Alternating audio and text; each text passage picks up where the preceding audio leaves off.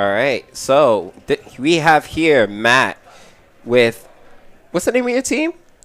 Commentary Booth. See, look at that. Commentary Booth, and he's here in the commentary booth now. I had to make a visit to the commentary booth if I'm going to accept the name that Micah has bestowed upon the team. Fair enough. This is Fair more enough. of an obligation than anything. Who you guys got on your team? Some players. Some players. Yeah, we have some players. You know what? I won't go through every single player because I'm sure at some point they'll be featured. But I'd like to just give a shout out to our boards 3, 4, and 5 who were solo flyers. Who Nice. signed up solo and then they joined our team, which is great. Nice. And we got already we got Ray and we got Mike. So Mike decided to sub in for one of the teams, and already right here we have a very interesting This looks like something I've seen you play before. B3? B3. Yeah. B3. And it feels a little bit different though. Like it almost feels like a Nimzo in my opinion. Like this one, I don't know what feels different. You know what it is? The A6. The A6 was making it different. So it kind of throws a monkey wrench. Okay, we got some exchanges here. Clearing pieces off the board. They could simplify the position just very simply and knight trade and then knight bishop d6. And it just simplifies the position heavily. Or bishop d6 right away. Opting to keep the tension. Yeah, so I could see f4 being played. Yep. And f4. Do you have a tally going of how many you've guessed correctly? Yes. Oh, and someone was asking about standings on the chat. So let me just do a quick standing check. All right, just so I stick to a man of my word. So right now we got Fatcat's Finest and Cinco Ganadoras in tied for first. Then we have Cinco de Queso for second with 3 points. All right, Fatcat's Finest and Cinco Ganadoras has 3.5. Then we have Team Canada with 2.5. Bushwick Rats with 2. The Rookies 1.5. Commentary Booth also has 2 with Bushwick Rats. And then we got North Brooklyn with 1 point. Team Marshall with 1 point. Okay. All right. So this is the points that we got. It's pretty evenly distributed. I'll be yeah, honest. this is anyone's game. I feel at this point, anyone could 4 rounds could be a easy flop. Pieces have disappeared. Did you see that? The pieces Yes. disappeared. I think that means exchanges. Yes. So they went for Rook a takes knight or pawn exchange. takes? Oh, I would have said rook take. Pawn take. I would have said pawn take and then keep the b file open in case we want to start going for like c4 ideas. If the c pawn gets traded, then you got another c pawn to back it up. But I mean, in some of these positions, when you take b takes c, you get a pawn structure like I had against you a couple weeks ago, where I just suffered and eventually lost. Because what do you do? Like, how do you move your pieces once those pawns are? You aren't able to push like b5 and start. Well, think about it this way: like if you have a bishop, the pawns are going to be at like the pawns altogether are going to act as a bishop. So if you got a dark square bishop, then you keep your pawns on the light squares and cover what the bishop doesn't cover, and then vice versa. So you can start. If you got double pawns like on the c file, you can start to poke at white's structure depending on how the structure is built. This structure is completely different from what our game was. And is f5 an option here, or is this too crazy? F5 is an option, but you would not trade off the f5. You'll probably just keep tension. So that would be a position where white doesn't have a light square bishop, but if they have c2, d3, e4, f5. So what I could see maybe is like, let's say okay, so he's probably getting some pieces around. Maybe he was worried about the rook coming onto the king So side. he wanted to close off that bishop. He pushed d4 to close off that bishop, but even then it could still reroute. And this is completely fine because now you don't have to worry about so much queenside attacks. It's a little bit hard for black to start going for the queen side. Now all your focus could just be on the king side. Yeah, the bishops are not super happy in this position. They could come alive. Yeah, there's also some nice reroute opportunities here potentially for the knights, but especially the white knight. Yeah, they got plenty of time to. Okay, so we got a b5. So we're trying to get some dynamic play from both sides on the board. B5 if a takes b5, a takes b5, and then trying to push for c4, and you start to create. C4. Start Black's to playing poke, C4. Yeah. Okay. Start to poke a little bit. Oh, there you go. Ooh, new special delivery. Thank you, Vincent. By the way, if you stop by Brooklyn, make sure to get the chicken tenders. Yes, Very delicious. Most definitely. One of the features on the menu. We did see captured chicken tenders on the side of one of the boards. With the honey mustard, very important. Yes, they did have honey mustard. Okay, so too. I thought the square was a square for a knight, not a queen, but we're going for a different idea actually. Yeah, so at this point you don't really have to worry about a king side attack because how fast can the king side be attacked? The thing about it is like you can't really attack right away. But doesn't mean that you're not creating weaknesses though. These are weaknesses that would come into play in the long term. Yeah. And f5 can be a thing.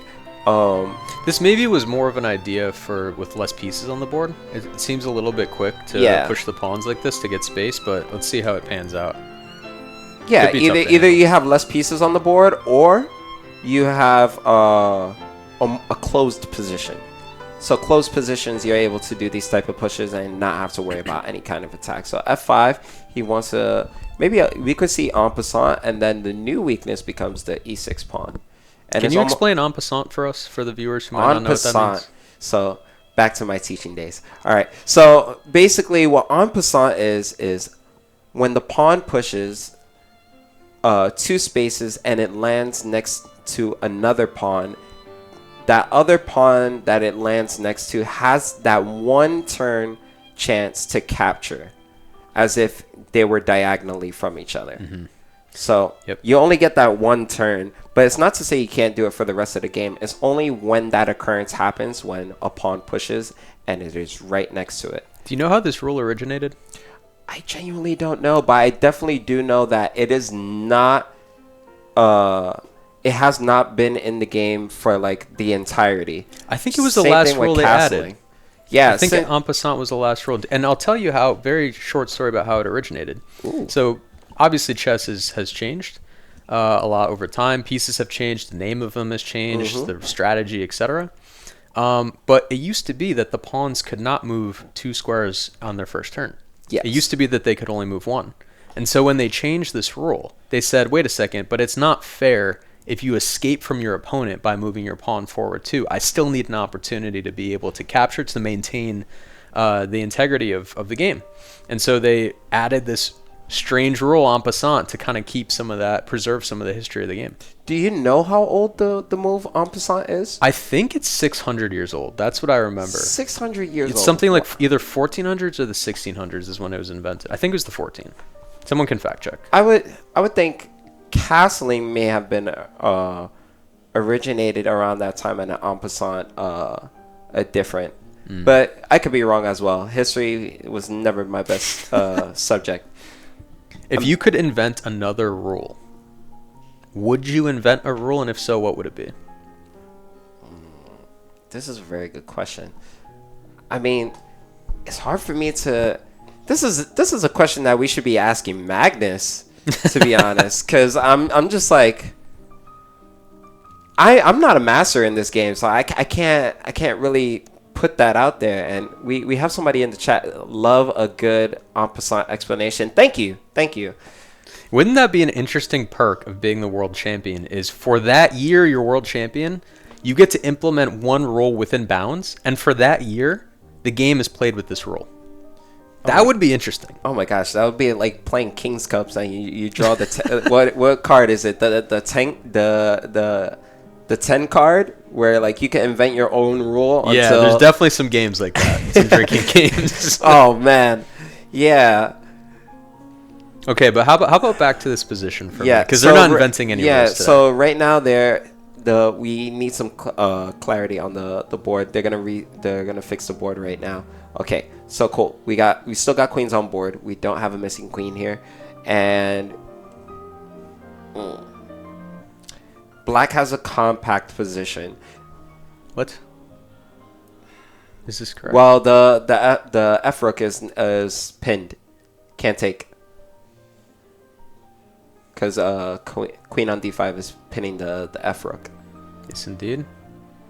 And can you review my game? I played my first over the board today. Nice, that's great. Yeah, send it into the to Bushwick, and then maybe if Micah wants to take a look at it in a future stream, maybe he will. Or if you're on the Bushwick Discord, you may get a chance for one of us to analyze your games. I know I definitely analyze games throughout the day. So if you're on the Bushwick Discord, then we'll definitely be able to look at some of your games. We have an emergency on the board. What? Queen trade. Queen trade, and white now is push f6. It's looking okay in this position. There we go. f6. He heard my move. He heard it. And this is going to be a little bit uncomfortable for black here. Yes. Especially when d4 drops. No, e6 cannot be played yet because then you hang a pawn. Not yet. But you definitely do want to prepare that a6 push. Maybe a reroute of the knight from c5. I could see you going e4. How about bishop takes d4? Bishop, yeah. Keep it simple. Bishop takes c4. Oh, but yeah, no, you can still play. Yeah, bishop takes d4, bishop. and you're chilling. Yeah, now we're just up a lot of pawns, and the pawns are easily connected. Okay, b4. b4. Yep. Keep it simple. And I remember having a match with Ray too. Ray, he can be very tactical, and he will try to go for some tricks. So he still have to be careful. He may still have some push tricks c4 here and be like, all right, let me get some more pass pawns, or do you want to keep the pawn island as one? Just get rid of the pawn and c4, and just keep everything. Just get rid of it. And just make sure there's less pieces to deal with. Yeah. Oh, this is actually an interesting continuation, but this is kind of a similar idea where he's just saying, all right, there's no way that you're going to be able to hold against these pawns. Too many pawns are running down the board. That being said, yeah, no, I think this is going to be tough right here. We're just walking the kid across the street so that I could be somebody one day. Is that what you tell the chess students? Yes. These analogies? I don't tell them that analogy because I'm just like, it could turn very dark. I'll let people's minds wander off. Yeah, all right, but even like... Yeah, that rook cannot move from the back rank, unfortunately. There's too many pawns running this is down a cool the board. Necklace that we got here. Ray is down to 3 seconds. He has to move faster. Definitely has to move faster. Okay. Oof. Pinning the pawn, but then the king is escaping. And rook take pawn. Yep. And that rook cannot move. Checkmate, right? Yeah. And I think he can still, yeah. There we go. Gonna be checkmating too. Yeah. Wait, so Mike went from commentating to winning on board one? Yes, one of the teams. What happened was one of the teams definitely needed a sub because I think one of the players had to leave. So they kidnapped him. They kidnapped him and they brought him in. They were just like, you're with us now. I feel like we should get Mike back in here, because he needs to tell us how he cooked like this. If you got some spare time. This is true. For sure. This is true. So, who have you been impressed with today that you've watched?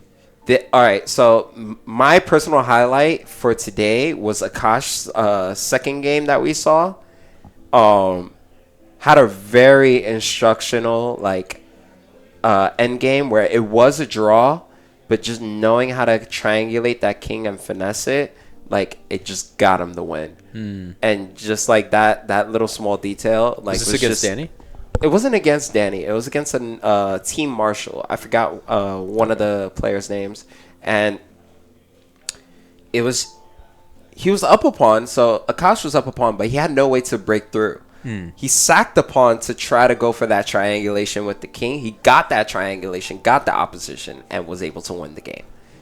And this Cleaned up.